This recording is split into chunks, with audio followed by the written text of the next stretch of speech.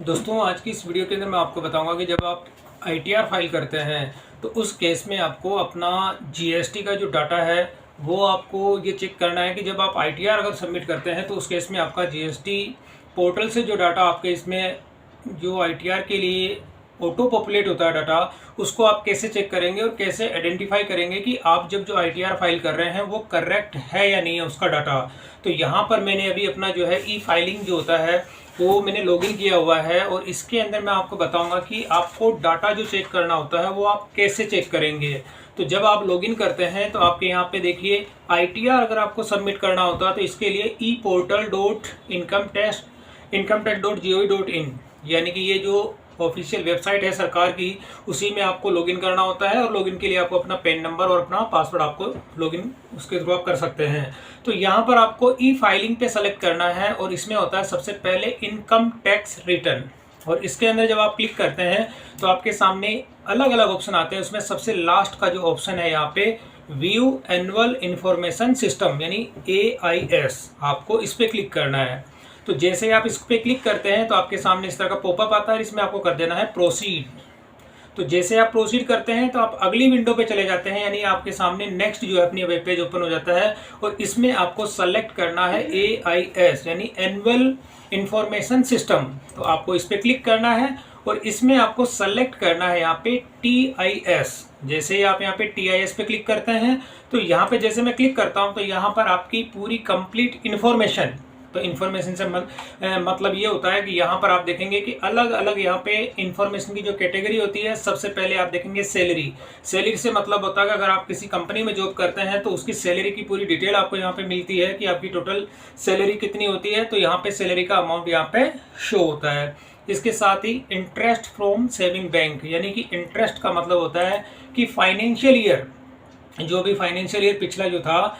ये अपना 22-23 का, उस फाइनेंशियल ईयर के अंदर आपके जो जितने भी बैंक होते हैं, बैंक का जो इंटरेस्ट होता है, ये इंटरेस्ट आपको यहाँ पे देखने को मिलता है। यानी आपने जो पैसा उसमें डिपॉजिट किया था उसका इंटरेस्ट आपको कितना मिला वो आपको यहाँ पे देखने को मिलता है। और जब आप इस पर क्लिक करते हैं तो आपके जितने भी बैंक होते हैं जो कि आधार से लिंक होते हैं, उन सबके आधार प्लस पैन से जो लिंक होते हैं वो सारी की सारी डिटेल्स आपको यहाँ पे देखने को मिलती है। जैसे कि मेरे मल्टीपल बैंक्स हैं तो अलग अलग बैंक के अंदर आप देखेंगे सारे बैंक आ गया और बैंक के अंदर यहाँ पे टोटल आप देखना चाहते हैं कि कौन से बैंक के अंदर कितना इंटरेस्ट आपको मिलता है, वो डिटेल आपको यहाँ पे देखने को मिलती है। और इसी के साथ में अब जो अगला जो ऑप्शन होता है यहाँ पे होता है इंटरेस्ट फ्रॉम डिपॉजिट। तो इंटरेस्ट फ्रॉम डिपॉजिट का मतलब ये होता है कि अगर आपने कोई एफडी की हुई है, बैंक के अंदर आपकी एफडी है, तो उस एफडी का जो इंटरेस्ट है वो आपको यहाँ पे देखने को मिलता है। और इसके साथ ही आप यहाँ पे जब इस पे क्लिक करते हैं इंटरेस्ट फ्रॉम डिपॉजिट तो यहाँ पे पूरी डिटेल आ जाती है कि कौन से बैंक के अंदर आपने एफडी की हुई है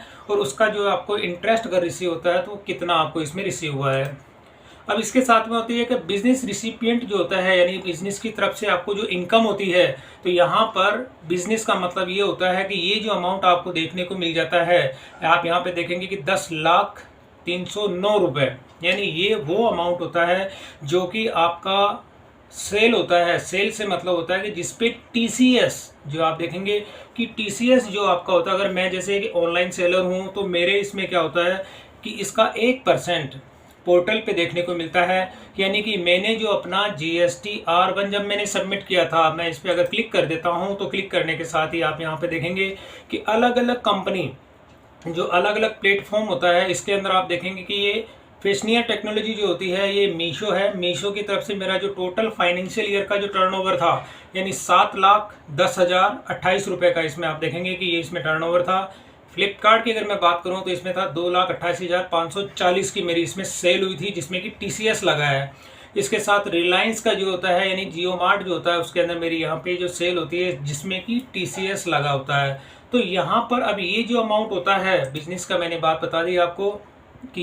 ये जो अमाउंट था 10 लाख का, 10 लाख के अंदर आपका TCS लगा है और TCS के साथ यहाँ पे GST का टर्नओवर। अब GST का टर्नओवर से मतलब होता है कि जो आपने GST R1 इसमें पूरे फाइनेंशियल ईयर जो आपने सबमिट की है उस सब की पूरी डिटेल आपको यहाँ पे मिलती है 7,40,700 रुपये की। तो जो यहाँ पर आपको मेन ये देखना होता है कि जो आपका बिजनेस जो रिसिपिएंट्स होता है इसके अंदर ये जो 10 लाख का अमाउंट है तो ये 10 लाख का अमाउंट, ये जो अमाउंट आपका जीएसटी का टर्नओवर है, इससे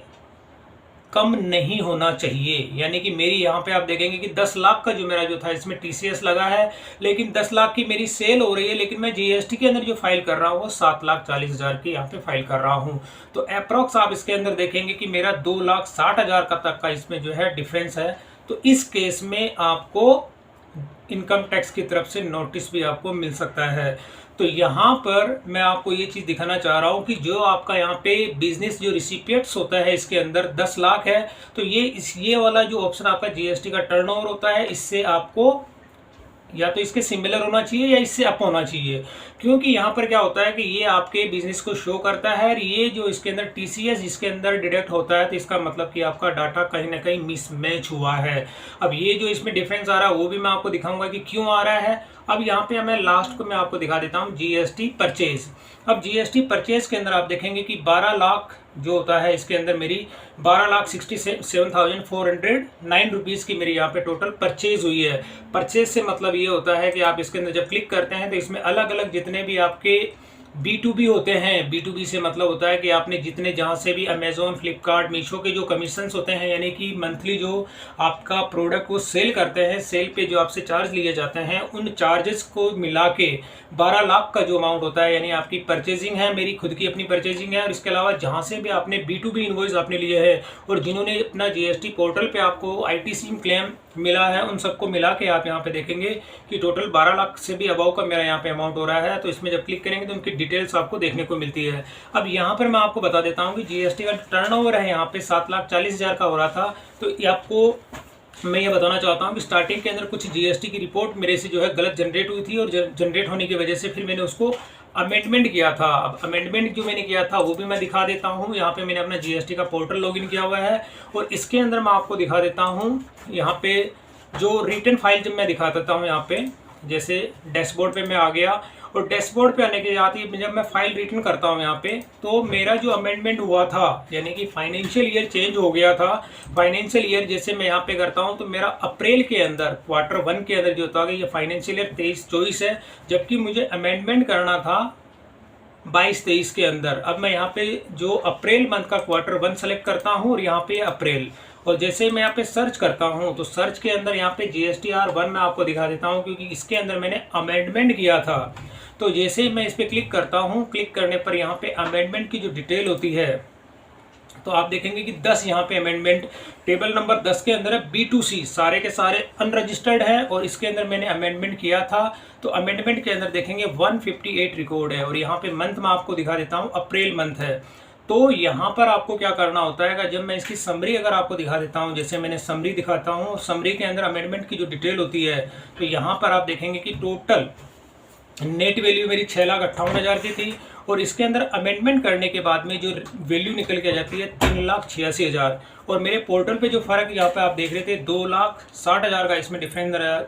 आपको देखने को मिल रहा था। लेकिन यहाँ पर मेरा जो, अगर मैं इस अमाउंट को उसमें ऐड करता हूँ, और ऐड ही करना पड़ेगा आपको, तो अप्रॉक्स यहाँ पे आप देखेंगे कि 4 लाख तक का मेरा अमाउंट है जो कि उसके अंदर इंक्रीज होगा। तो वापस मैं अपने ई फाइलिंग पे आता हूँ, और ई फाइलिंग के अंदर वो जो पोर्टल पे मैं दिखा रहा था यहाँ पे 10 लाख का जो अमाउंट है, इसके सिमिलर होना चाहिए या इससे आपका अबाउ होना चाहिए। क्योंकि यहाँ पर क्या होता है कि ये जो अमाउंट होता है 3,86,000 का जो है अमाउंट यहाँ पे, क्योंकि इसके अंदर कुछ ऐसे इसमें मेरे पोर्टल थे, यानी मेरा अपना खुद का स्टोर था, उसके भी मेरे ऑर्डर थे, तो उसके अंदर क्या टीसीएस जो होता है वो डिडक्ट नहीं होता है। तो ऐसे केस के अंदर आपको वो अमाउंट यहाँ पे इनकम टैक्स की जो ये पोर्टल है इसके अंदर वो शो नहीं होता। यहाँ पर आप देखेंगे कि यहाँ पे जो केवल वही अमाउंट शो होता है, यानी कि जो आपके बैंक के अंदर क्रेडिट हुआ है, और क्रेडिट होने के साथ में ही इस अमाउंट पे आपका टीसीएस जो है वो लगा है। टीसीएस का मतलब होता है कि इस पे 1% अप्रॉक्स अगर आप मान के चलिए कि पोर्टल पे जब ये मेरी 10 लाख की अगर सेल हो रही है, तो इस पे मेरे को 10,000 का जो है वो टीसीएस मुझे इसके अंदर रिसीव हुआ है।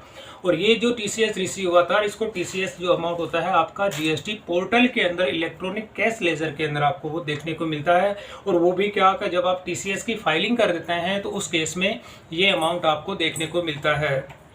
तो दोस्तों कहने का मतलब ये है कि जब कभी भी आप अपनी जीएसटी जब भी फाइलिंग करते हैं तो उसका जो डाटा है उसमें जो मिसमैच होता है, आप यहाँ पे ये दोनों डाटा मिला के आप चेक कर लेते हैं। अगर ये आपके दोनों डाटा मैच हो जाते हैं, मैच अगर नहीं होते हैं, कम होते हैं, तो इट मीन्स कि आपका डाटा मिसमैच है। और आपको अब जब ITR फाइल करनी होती है तो यहाँ पर ये वाला जो GST का टर्नओवर है, इसके अंदर आपको जो GST में आपने अमेंडमेंट किया है ये वाला अमाउंट आपको उसमें ऐड करना है, और ऐड करने के बाद ही अपनी आपको ITR फाइल करनी है। अगर ये अमेंडमेंट मैं अप्रैल की बजाय अगर मार्च में कर लेता, यहाँ पे आप देखेंगे मार्च के अंदर है, तो ये फाइनेंशियल ईयर जो था 22-23 के अंदर अमेंडमेंट हो जाता, और ये अमेंडमेंट होके इसका इफेक्ट आपको इस वेबसाइट पे यानी E-फाइलिंग की जो होती है कि इसके अंदर आपको देखने को मिलता, और यहाँ पर ये डाटा आपका मैच हो जाता है। यानी मैच का मतलब होता है कि इससे ये इंक्रीज हो जाता। तो इस केस में आपको किसी भी तरह का कोई भी नोटिस आपको इश्यू नहीं किया जाता। तो यहाँ पर अगर मैं जो अपनी ITR अगर इसी अमाउंट को लेके मैं फाइल कर देता हूँ तो 100% मुझे